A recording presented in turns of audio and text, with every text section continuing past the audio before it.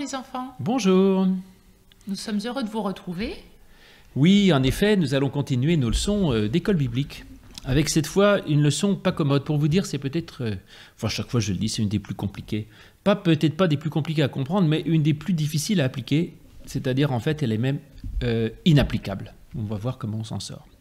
Alors, l'histoire du jeune homme riche, dans l'évangile de Matthieu.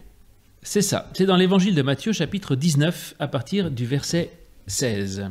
Et voici, un homme s'approcha et dit à Jésus, « Maître, que dois-je faire de bon pour avoir la vie éternelle ?» Il lui répondit, « Pourquoi m'interroges-tu sur ce qui est bon ?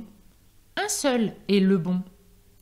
Si tu veux entrer dans la vie, observe les commandements. » Lesquels, lui dit-il ? Et Jésus répondit, « Tu ne tueras point, tu ne commettras point d'adultère, tu ne déroberas point, tu ne diras point de faux témoignages, honore ton père et ta mère, et tu aimeras ton prochain comme toi-même. » Le jeune homme lui dit, « J'ai observé toutes ces choses, que me manque-t-il encore ?» Jésus lui dit, « Si tu veux être parfait, va, vends ce que tu possèdes, donne-le aux pauvres, et tu auras un trésor dans le ciel. Puis, viens et suis-moi. » Après avoir entendu ces paroles, le jeune homme s'en alla tout triste, car il avait de grands biens. Jésus dit à ses disciples, « Je vous le dis en vérité, un riche entrera difficilement dans le royaume des cieux. Je vous le dis encore, il est plus facile à un chameau de passer par le trou d'une aiguille qu'à un riche d'entrer dans le royaume de Dieu. » Les disciples, ayant entendu cela, furent très étonnés et dirent, « Qui peut donc être sauvé ?» Jésus les regarda et leur dit, « Aux hommes, cela est impossible, mais à Dieu, tout est possible. » Oui, voilà, je vous disais, c'est très compliqué en effet, parce que le jeune homme, il a une question assez légitime. Il lui dit, qu'est-ce qu'il faut que je fasse? Qu'est-ce que Dieu attend de moi? C'est ça, il dit, que dois-je faire pour hériter la vie éternelle? C'est une façon de parler pour dire, qu'est-ce que Dieu attend de moi? Qu'est-ce que je dois faire? Donc c'est une bonne question. Alors qu'est-ce que Jésus lui répond d'abord? Un commandement plutôt irréalisable, c'est-à-dire donne tout ce que tu as et viens avec moi. Alors c'est vrai qu'il lui donne un commandement irréalisable, et puis en fait avant il lui dit t'as qu'à appliquer la loi en fait, c'est-à-dire qu'au début il commence par lui dire tu connais les commandements, t'as qu'à les appliquer, honore ton père et ta mère, tu ne tueras point, tu ne feras pas d'adultère, donc il lui renvoie à la loi. Alors c'est vrai que dans la loi juive il y a plein de commandements, il y a les 10 commandements, on les connaît, là, Jésus en cite un certain nombre, pas tous d'ailleurs, c'est assez intéressant. Mais il en cite un certain nombre, et puis il y en a plein de commandements. Donc dans l'Ancien Testament, pour faire plaisir à Dieu, il y a des règles. Donc tu n'as qu'une parole, tu ne trahis pas, tu es honnête, tu ne voles pas, tu ne tues pas, etc. Bon. Et puis là, le jeune homme dit, globalement, moi je fais tout ça. Oui, il a l'impression de faire tout ce qu'il faut. Comme nous, moi je ne suis pas voleur, je ne suis pas menteur, j'assassine personne, donc Dieu ne me demande pas d'autre. Alors c'est là où effectivement tu as raison, Jésus lui dit, écoute... tu veux vraiment faire parfait, et alors vas-y, vends tout ce que tu as, donne-le aux pauvres et suis-moi. Alors là, c'est un commandement.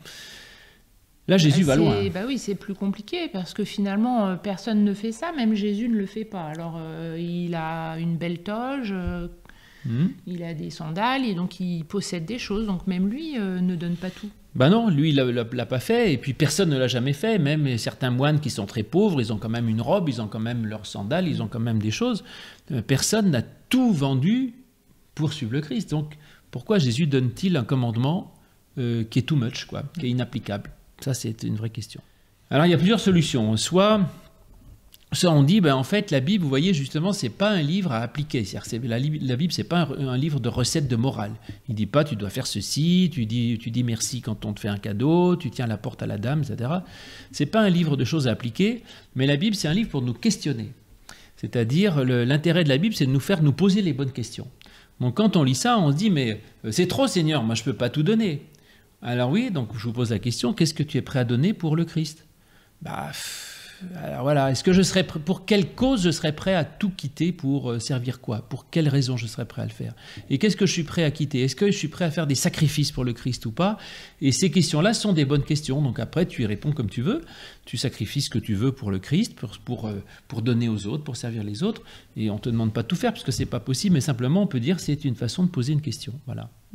Et puis c'est quelque chose qu'on ne peut pas appliquer complètement, donc on ne peut pas dire moi je suis parfait parce que j'ai appliqué tous les commandements, Voilà, je vole pas, je mens pas, je suis respectueux vis-à-vis de mes parents. Donc voilà, moi j'ai tout fait, je suis en règle.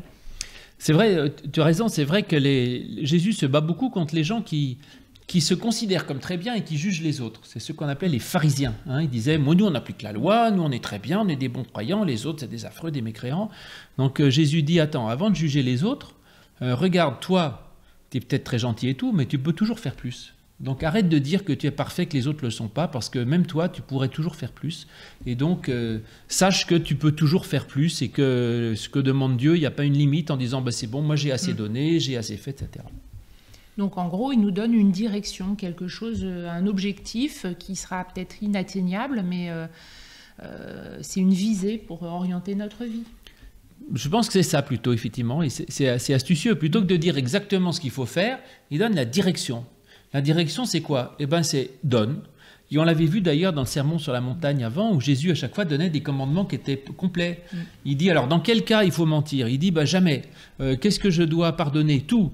Est-ce que je peux voler? Non, tu ne penses même pas à voler, tu n'en as même pas l'idée. Et donc Jésus, il donne non pas quelque chose à appliquer, mais un idéal à accomplir. Donc il dit, la direction, c'est par là. Il faudrait idéalement, on peut toujours donner plus, on peut toujours servir plus, on peut toujours pardonner plus, on peut toujours aimer plus, on peut toujours faire plus de bien. Et donc Jésus dit la direction, c'est dans ce sens-là. Parce que donner, c'est pas forcément donner des choses matérielles. Un enfant peut donner, même s'il a rien, il peut donner son attention, un peu d'amour, son aide pour un camarade ou pour ses grands-parents qu'il va visiter. C'est vrai, tu as raison, on peut donner du temps, on peut donner de la présence, on peut donner... Oui, c'est pas que donner de l'argent, évidemment, c'est donner quelque chose pour les autres. Et donc, effectivement, il dit, la direction, c'est de penser aux autres pour leur donner quelque chose, bon, forcément, qui me coûte, parce que si je donne du temps à quelqu'un, c'est du temps que j'aurais pu utiliser pour faire autre chose. Donc, c'est la direction qui compte, et pas forcément d'y arriver parfaitement, parce que parfaitement, on n'y arrive jamais. Voilà. Alors ça pourrait sembler un peu désespérant parce que du coup on a un idéal très lointain, c'est une direction, mais enfin bon, si on peut jamais y arriver, alors du coup on est toujours coupable. Alors ça c'est justement le dernier verset que tu as lu, là au verset 26, qui je trouve formidable parce que les disciples ils disent, mais alors si c'est ça, qui peut être sauvé? Personne ne peut y arriver. Et Jésus dit, à l'homme c'est impossible, mais à Dieu tout est possible. C'est-à-dire qu'à toi on ne te demande pas d'arriver à être parfait, fais ce que tu peux, tu as la direction, tu fais ce que tu peux dans la direction. Est-ce que ça suffira pour être sauvé? Toi, de toute façon, tu ne seras jamais assez parfait pour que Dieu te dise « Ah, mais t'es merveilleux, tu vas aller directement au paradis. » Mais à Dieu, c'est possible. Dieu, lui, te sauve. Et donc, le chrétien, c'est ça. C'est quelqu'un qui a un idéal très élevé, une exigence infinie, mais en même temps, il a une notion d'un Dieu, une grâce infinie, on appelle ça, c'est-à-dire un amour total qui fait que de toute façon, qu'on y arrive bien ou pas, de toute façon, Dieu nous aime et c'est lui qui nous sauve, ce n'est pas nos bonnes œuvres. Donc on est sauvé par l'amour de Dieu. Voilà, bon, bah, c'est une belle leçon. C'est une belle leçon. Et donc, même si on n'y arrive pas, il y a quand même une bonne direction et il y a quelque chose à en tirer. À tout de suite. À tout à l'heure.